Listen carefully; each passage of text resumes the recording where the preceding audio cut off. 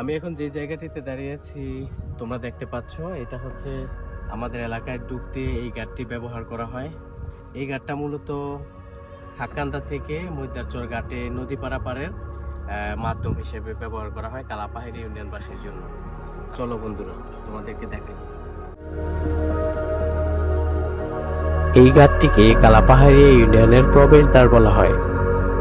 মদ্দারচর গ্রামের পাশে হওয়ায় মদ্দারচর গুদারাঘাট হিসেবেও পরিচিত। কালাপাহাড়িয়া ইউনিয়নবাসীর জন্য এই ঘাটটি অত্যন্ত গুরুত্বপূর্ণ একটি জায়গা, কারণ প্রতিদিন এলাকার বাইরে যাওয়ার জন্য এবং এলাকার বাইরে থেকে আসার জন্য একমাত্র নদী পথ হলো এই ঘাট।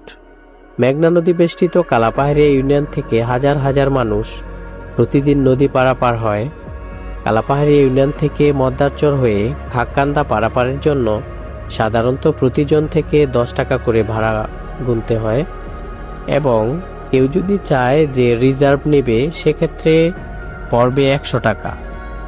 এই ঘাটটির মাধ্যমে 2500 ও ঢাকা যাওয়ার জন্য এই ঘাটটি ব্যবহার করা হয়, যা স্থানীয় মানুষের যাতায়াতকে অনেক সহজ এবং সুবিধাজনক করেছে।